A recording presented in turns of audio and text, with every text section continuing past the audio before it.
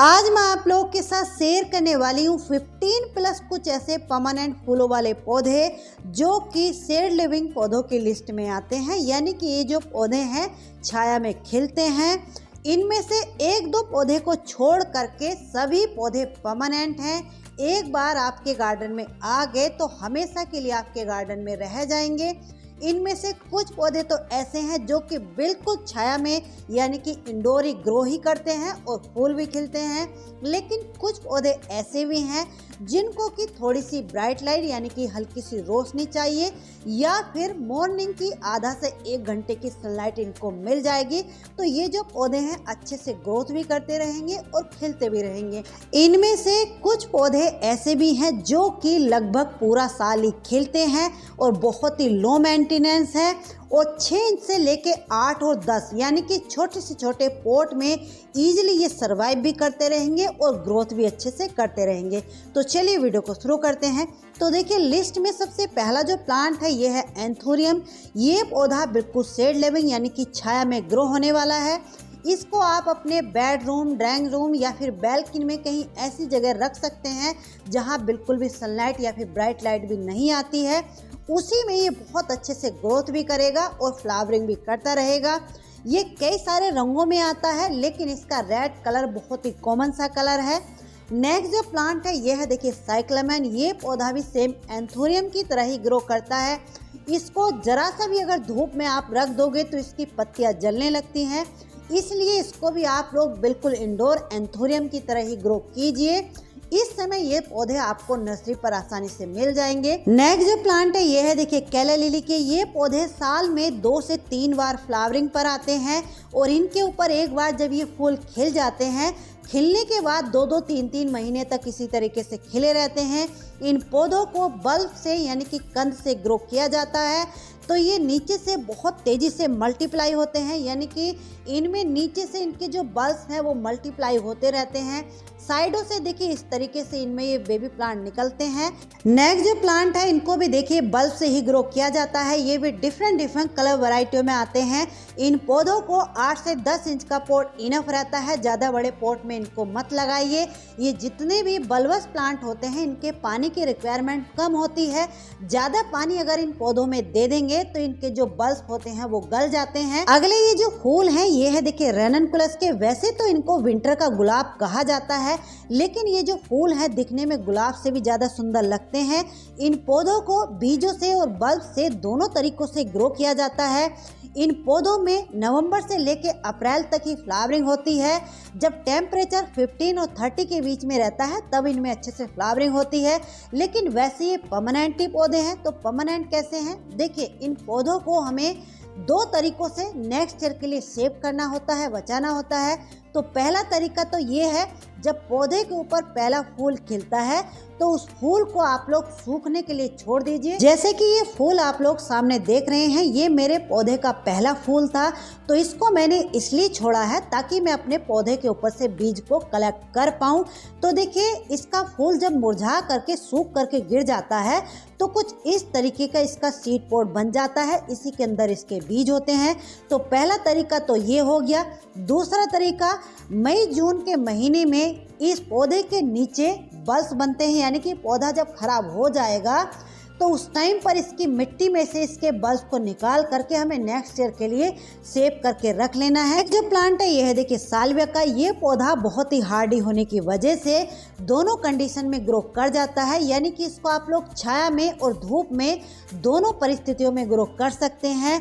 लेकिन जून जुलाई की तेज गर्मी में धीरे धीरे ये पौधा खराब होने लगता है तो उस समय इस पौधे के ऊपर बीज बनते हैं। इसके बीजों को नेक्स्ट ईयर के लिए आप लोग सेव करके रख सकते हैं। ये जो प्लांट है ये है देखिए पेंटास का। ये पौधा परमानेंट होने के साथ साथ मेरे गार्डन में लगभग 3 सालों से ये 2 कलर लगातार खिलते आ रहे हैं। मैंने कोई भी सीजन ऐसा नहीं देखा है जिस सीजन में इस पौधे के ऊपर फूल ना रहे हो। इस पौधे को भी दोनों कंडीशन में ग्रो कर सकते हैं, छाया में भी और धूप में भी। इसको बीजों से और कटिंग से दोनों तरीकों से ग्रो किया जाता है।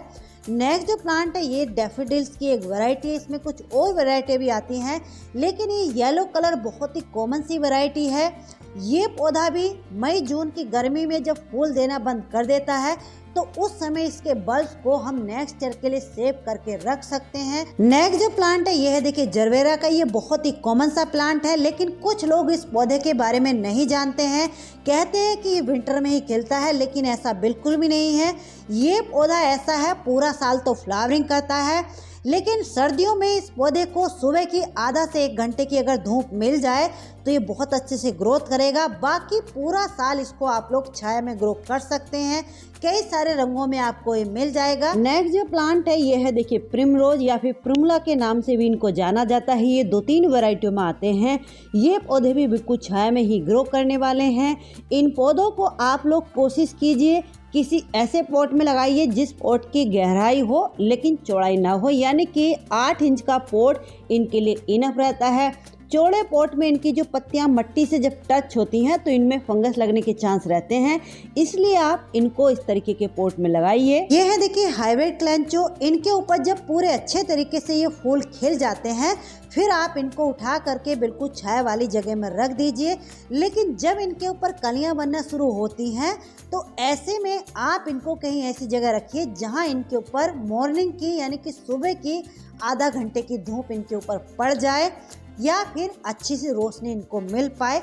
नेक्स्ट जो प्लांट है ये है देखिए सिनेरिया की। ये पौधे बिल्कुल छाया वाले हैं, यानी कि बिल्कुल छाया में आप इनको रख दोगे तो उसी में ये बहुत अच्छे से ग्रोथ भी करेंगे और उसी में ये फूल भी देते रहेंगे। इन पौधों को बिल्कुल भी धूप पसंद नहीं है।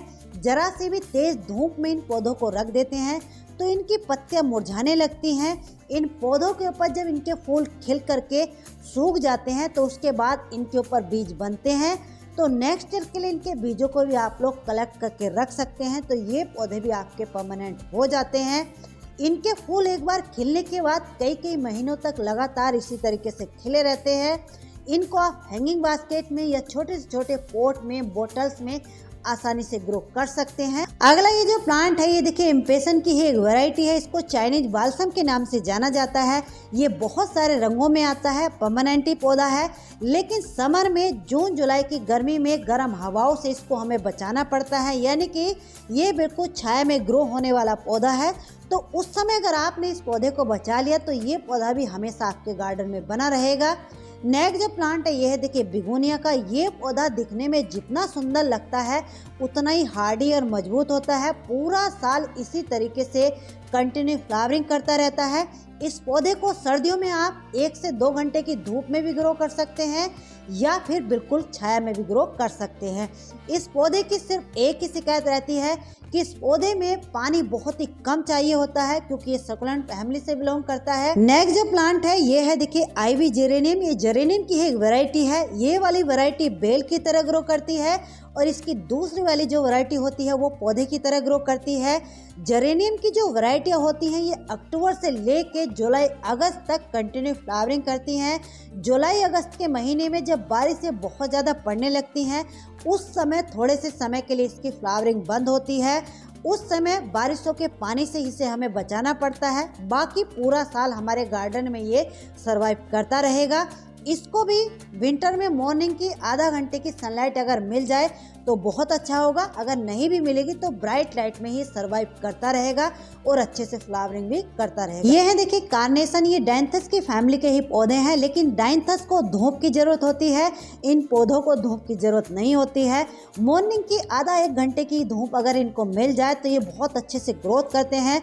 इनके जो फूल होते हैं जैसे मिनिएचर रोज खिलते हैं ठीक इसी तरीके से लगते हैं और छोटी छोटी बोतल में या फिर छोटे छोटे पॉट में बहुत अच्छे से ग्रो करते हैं। नेक्स्ट जो प्लांट है ये है देखिए एसिटिक लिली के या फिर लिलियम के नाम से भी इनको जाना जाता है। ये पौधे वैसे परमानेंट ही होते हैं, लेकिन फ्लावरिंग ये विंटर में ही करते हैं, यानी कि अक्टूबर से लेके मई तक ये फ्लावरिंग करते हैं। जून जुलाई में जब बहुत ज़्यादा गर्मी पड़ने लगती है तो उस समय इनके ऊपर दोबारा कलियां तो बन जाती हैं, लेकिन वो कलियां खिल नहीं पाती हैं। तो इसलिए जून जुलाई की गर्मी में इनके मिट्टी में जो बल्ब बन जाते हैं उनके बल्ब को निकाल करके सेव करके रख लीजिए। अगला ये जो प्लांट है ये है देखिए जेरेनियम। ये पौधा भी ऐसा होता है लगभग पूरा साल फ्लावरिंग करता है।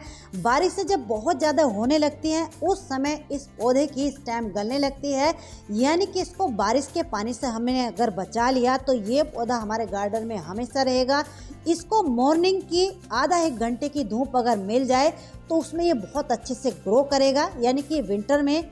बाकी पूरा साल इसको आप लोग इंडोर यानी कि छाया में ग्रो कर सकते हैं। नेक्स्ट जो प्लांट है ये देखिए ग्लैडुलस के। ये कई सारे रंगों में आते हैं। ये ऑरेंज कलर बहुत ही कॉमन सा कलर है। इनको भी बल्ब से ही ग्रो किया जाता है। देखिए आप लोग देख सकते हैं इनमें नीचे ऊपर ही दिख रहे हैं बल्ब बन रहे हैं।